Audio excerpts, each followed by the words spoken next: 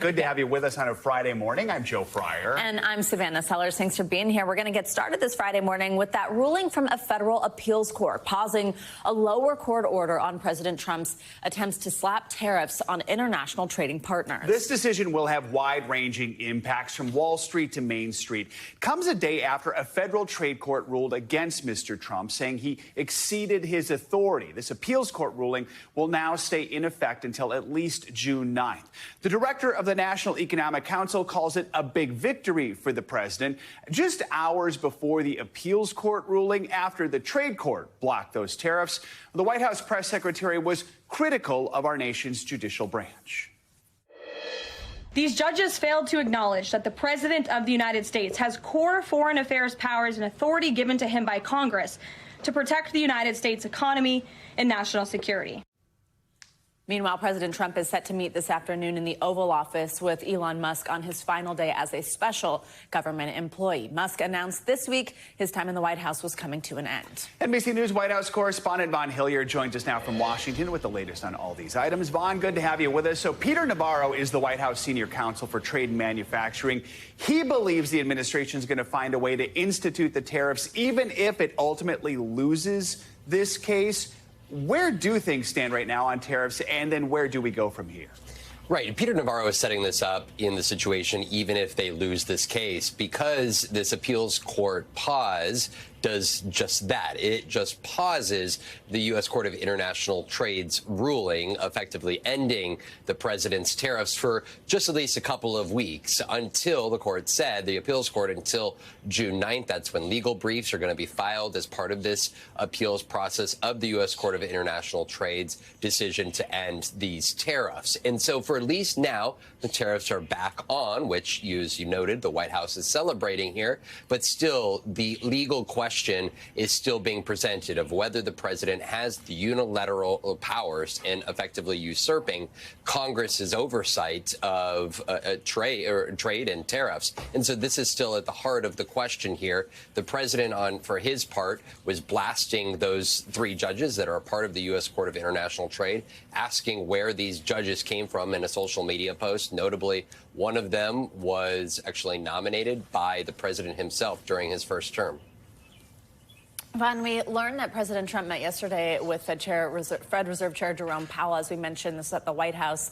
Interest rates, unsurprisingly, were the big topic from the meeting here. Now, the president, we know, has been pressuring the Fed to lower rates. What came out of that meeting? The Fed said that this meeting was initiated at the request of the president. Now, Jerome Powell was actually nominated by President Trump during his first administration, but he has been on the receiving end of the president's ire for years now. Trump has repeatedly suggested that interest rates should be dropped. Just the other day, he referred to Jerome Powell as a fool. I want to let you listen to Caroline Levitt here, because this is unusual. Usually the Fed chair has separation from the executive branch, and the Fed acts very much independent of the White House's political desires. Take a listen, though, to the press secretary. The president and I both saw the statement that the Fed put out after the meeting. That statement is correct. However, the president did say that he believes the Fed chair is making a mistake by not lowering interest rates, which is putting us at an economic disadvantage to China and other countries. And the president's been very vocal about that, both publicly and now I can reveal privately as well. The Fed issued a statement saying, in part, that the decisions that are made by Jerome Powell are done, quote, based solely on careful, objective, and non-political analysis. But as you heard, the White House's press secretary suggests the president directly urging Jerome Powell to drop interest rates. So far, the Fed has refused to do that. So, Vaughn, for some students, today might be the last day of school. For Elon Musk, today is his final day as a White House employee. To mark the moment, he is set to meet with President Trump in the Oval Office, something we expect to actually see for ourselves. Who's going to lead this Department of Government Efficiency after Musk is gone? And what is the nature of the relationship between these two men at this point, given Musk's recent criticism of the so-called Big Beautiful Bill? Right. Doge's future is really in question. Not only is Elon Musk leaving the executive branch, but also two of his top advisors to Doge. Now, a lot of those underlings, those folks that were working on the technological side of this across the various executive agencies. It is not clear what their future is going to look like. But on Wednesday evening, the White House did confirm that Elon Musk's special government employee status had ended, though did not issue any sort of a statement about Elon Musk's departure. Just earlier this week, Musk, in an interview, criticized the GOP and White House-backed reconciliation package because it did not cut enough into the deficit, as Elon Musk suggested it should. And so this departure is a relatively quiet one for Elon Musk. That is, until it was announced by the White House that he'd be back here at 1600 Pennsylvania Avenue this afternoon as part of remarks that the president intends to deliver from the Oval Office to the press. We'll have to see what happens. Vaughn, thank you. Well, the Trump administration is escalating its fight with elite U.S. universities over international students. The administration said it plans to revoke visas for many Chinese students and make the visa application process significantly harder to pass. It comes as the government's battle with Harvard is getting more tense by the day. NBC News correspondent Stephanie Gosk spoke to multiple students who all say they are concerned about their visa status. At graduation, Harvard President Alan Garber getting a standing ovation when he praised graduates from around the world. Around the world, just as it should be. While just across town, a federal judge extended her order blocking the Trump administration from revoking all foreign student visas at the university. But it is only a small win for Harvard. Its international students still face legal limbo that could last months. I'm not sure if I am able to return to Harvard for my fall semester, which begins in August. Pakistani student Abdullah Shahid Sial was just elected student body president. He spoke to us from Australia. We really want to come back. The Trump administration accuses Harvard of fostering anti-Semitism on campus and implementing what it calls racist DEI policies. A Harvard University task force recently found a demonization of Israel and bullying of Jewish students on campus. But Harvard rejects the government's demands, which include sweeping oversight of its curriculum, hiring, and admissions.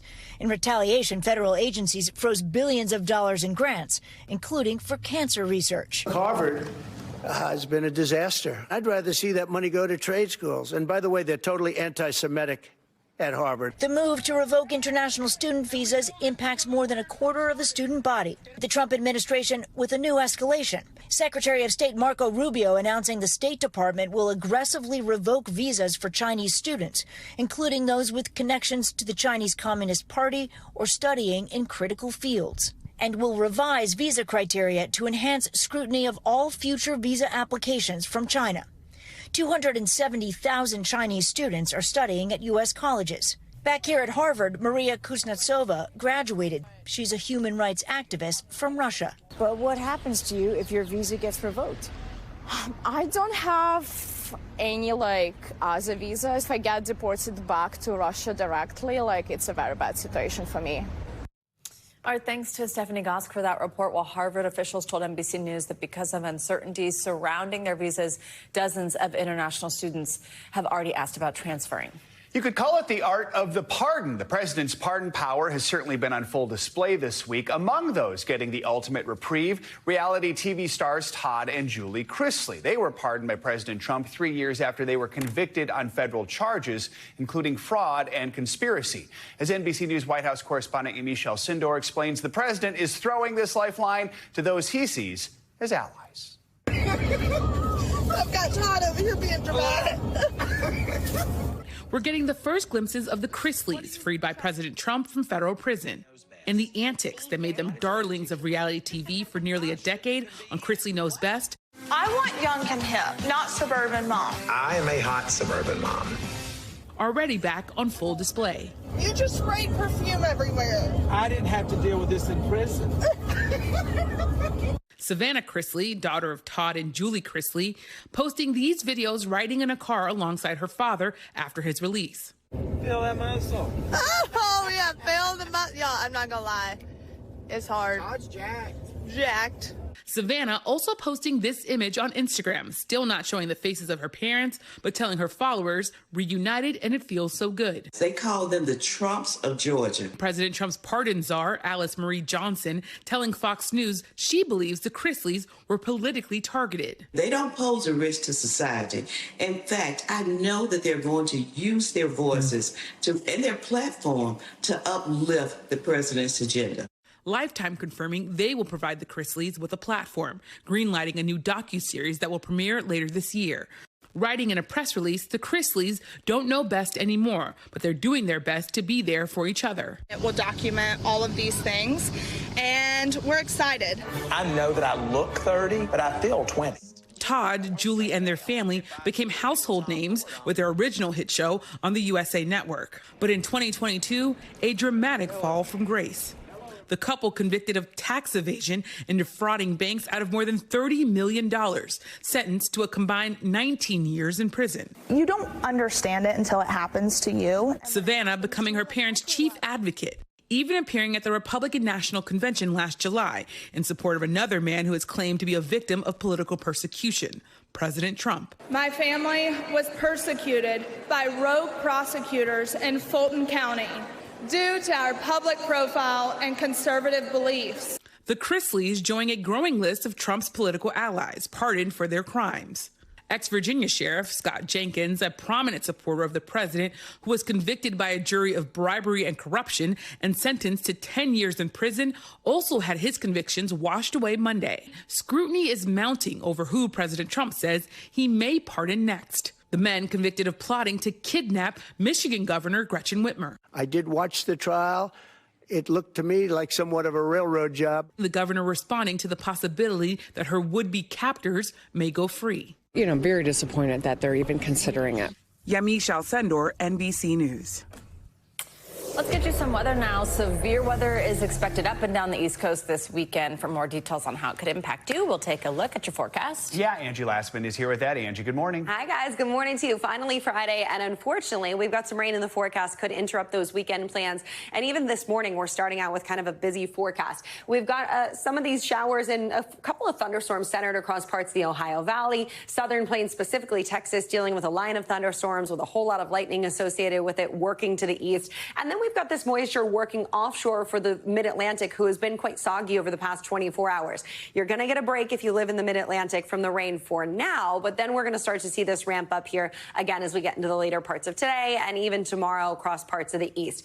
In the meantime, we've got 21 million people under these flood watches. You can see they extend across parts of the mid-Atlantic, specifically Washington, D.C., right in the bullseye of that, and that will continue here as we get through basically today and even into tomorrow. But notice what happens. This low pressure system with this extending cold front works a little farther to the east. It brings a line of thunderstorms that could potentially spark up and be severe anywhere from Delaware to Alabama. But we're also going to see this heavy rain work back into the mid-Atlantic. So this is why I said you'll get a bit of a break now as that first wave of moisture works offshore. But then we've got more where that came from. And speaking of more where that came from, all that moisture works up into the northeast for your Saturday. So specifically interior New England is where we'll see the heaviest of that rain. But we could still see a couple of those strong storms across parts of the mid-Atlantic and the northeast. Today, here's where we're going to watch. Essentially, Washington, D.C. to southern Georgia. We've got 35 million people included in this. The hail, the wind, main threats that we're going to look for, but a couple of tornadoes not out of the question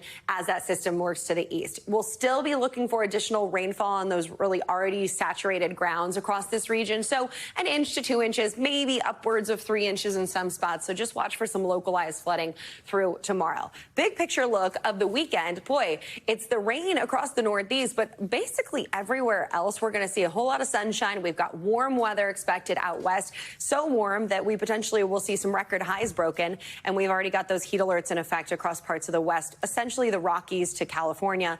We'll see temperatures way above normal. We're talking triple digits for a lot of folks, and again, those record highs will be possible for the first half of the weekend.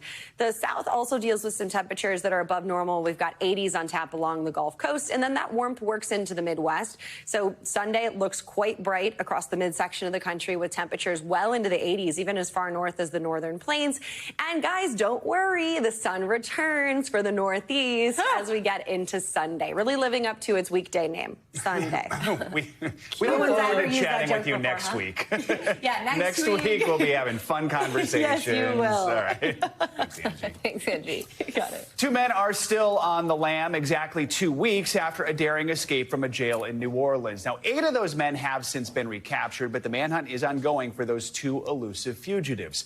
Well, in Arkansas, former police officer Grant Harden is still on the loose after breaking out of a prison nearly a week ago. Harden was convicted of rape and murder. Authorities leading the search say that trying to find him is like looking for a needle in a haystack. NBC News correspondent Priya Sridhar has the latest. This morning, the pressure to find a convicted killer and rapist who escaped from a prison in Arkansas is building, with the FBI now offering a $10,000 reward for information leading to the arrest of former police chief Grant Harden. The Arkansas Department of Corrections vowing to leave no stone unturned during their search. I think everyone is confident that we will find him. Authorities say Harden made his escape through a secure gate by impersonating a corrections officer. Here in Calico Rock, we're about 3 miles away from the prison where Harden escaped from, and this area really illustrates the many different ways he could have gotten away from here. He could have hopped on a train, gotten into a car, and hitched a ride, or even floated his way down the river. One resident and business owner says the community was shocked to learn Harden had been at the medium security prison. We didn't know that this was a prison that was housing murderers and rapists. But she's less concerned about her safety. People around here know everybody. I don't think he would be anywhere around here that anybody would be able to identify him. In Louisiana, authorities raising the stakes, now offering a $50,000 reward per inmate for any information that leads to the arrest of the 2 who remain at large after the massive prison break in New Orleans 2 weeks ago. One, a convicted murderer, the other, a man who had escaped from a different jail in 2019. We want you to know that we will find them. The other 8 inmates who escaped that prison have since been recaptured, and authorities have arrested a total of 14 people in connection with their escape. And in Pennsylvania, the search was quickly over for a prisoner who fled from outside a courthouse early Thursday morning. Video showing the moments more than a dozen law enforcement officers arrested the suspect in a yard just 2 hours after the escape. Our thanks for that report. Well, here in New York, we're learning new details in that crypto kidnapping and torture case that has gripped the city. In a new development, 2 NYPD officers have been placed on modified leave. The department is investigating whether they were involved with the incident due to private security work they were doing. This comes as one of the suspects, 37-year-old John Woltz, was indicted by a grand jury yesterday and denied bail. NBC News correspondent Sam Brock has the details. 2 members of the New York Police Department have been placed on modified duty, guns and badges temporarily taken, according to the NYPD, as they're investigated for any link to 2 crypto businessmen, John Woltz and William Duplessis, accused of kidnapping an Italian investor before his escape 17 days later and torturing him inside of his Soho townhouse, trying to pry away his Bitcoin password. Law enforcement sources familiar with the case say that includes a detective in Mayor Adams' security detail who was working off-duty at the time and provided security at that townhouse. The NYPD telling NBC News members of the service were modified yesterday. The matter is under internal review. How did this possible connection come to light? Ever since this incident took place, detectives are scouring everything that happened. At some point, the detectives identified a couple of members of the NYPD that may have had interactions with the Italian tourist, and at that point, the investigation widens. Terry Monahan is a former NYPD chief of department. Sources say that detective picked up the Italian tourist at the airport, but where they traveled next and whether either member had any knowledge of what was allegedly happening in that townhouse is under review. Did they know anything that was going on? Were they involved in the criminality? This is all going to come out over the next couple of weeks as the investigation continues. Monahan says any sort of off-duty security job has to be pre-approved. Whether this one was is also part of the investigation. Mayor Adams not addressing the matter during a public appearance, but a spokesperson told NBC News every city employee is expected to follow the law, including our officers, both on and off duty. We are disturbed by these allegations. Attorneys for both men accused of kidnapping and torture have declined to comment. Sam Brock, NBC News, New York. This morning, a key witness in Sean Diddy Combs' sex trafficking and racketeering trial is expected to return to the stand for cross-examination. The woman is being referred to by the pseudonym Mia. She testified for the first time yesterday, saying that Combs sexually assaulted her multiple times. She's one of several former personal assistants speaking out against Combs in this case. Her testimony was so emotional at times she could hardly speak. NBC News entertainment correspondent Chloe Malas has the details from the courtroom.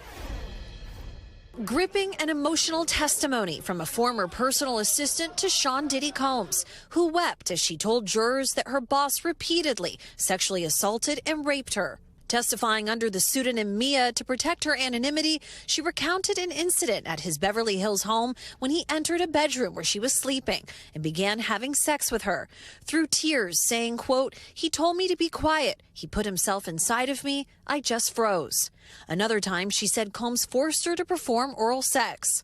When asked why she never reported the sexual assaults, she testified, "I was going to die with this. I didn't want anyone to know, ever," calling the assaults the most traumatizing experiences of her life.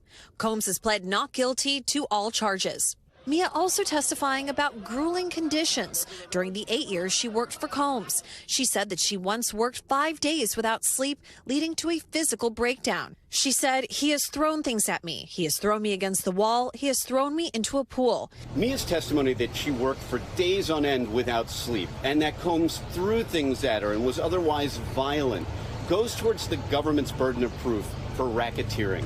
They have to show things like forced labor, and even the violence helps to prove some of these what are called predicate crimes for a RICO or racketeering charge. Mia also recounted seeing Combs repeatedly assault his on and off girlfriend, Cassie Ventura, saying, "I've seen him attack her. I've seen him throw her on the ground. I've seen him crack her head open." Testifying that in 2012, Combs became enraged that she and Ventura went to a party at the home of the late musician Prince. She said Combs chased them and then attacked Ventura. Mia also saying that she witnessed the incident that led to this gash on Ventura's forehead. She said Combs threw Ventura into a bed frame, adding, "It was the first time I realized, like, the severe danger that we were actually in." Chloe Malas, NBC News. Thanks for watching. Stay updated about breaking news and top stories on the NBC News app or follow us on social media.